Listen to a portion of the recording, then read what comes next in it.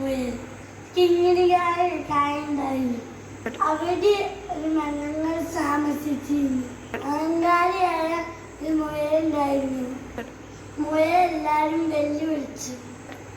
ഇന്ന് ഓട്ടമത്സരത്തിക്ക് ആരെങ്കിലും തോൽപ്പിക്കാനുണ്ടോ? ഒരു മൃഗങ്ങളും മുന്നോട്ട് വന്നില്ല. മുയൽ തന്നെ പാടിക്കൊണ്ടിരുന്നു. ബുദ്ധിശാലിയായ ആമ കേൾക്കാനായി. നിന്റെ വെല്ലുവിളി ഞാൻ സ്വീകരിച്ചിരിക്കുന്നു. നിന്നെ ഓട്ടമത്സരത്തിൽ തോൽപ്പിക്കും. അങ്ങനെ ഓട്ടമത്സരത്തിന്റെ ദിവസം വന്നെത്തി. എല്ലാ മൃഗങ്ങളും പന്തയ സ്ഥലത്തേക്ക് എത്തി. ഓട്ടമത്സരം തുടങ്ങി. മുയൽ ഓട ആരംഭിച്ചു. പിന്നെ ആമി. കുറച്ചു നേരം വന്നപ്പോൾ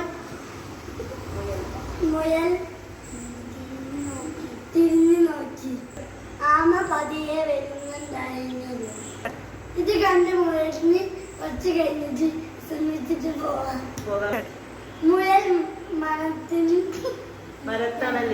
മരത്തണലിൽ ഇരിക്കാൻ തുടങ്ങി. ആമ ആ സമയത്ത് കൊണ്ട് ഫിൻസി പോയിന്റിലേക്ക് എത്തി. കൈ പൊട്ടുന്ന സൗണ്ട് കേട്ടാണ് മുയലുണർന്നത്.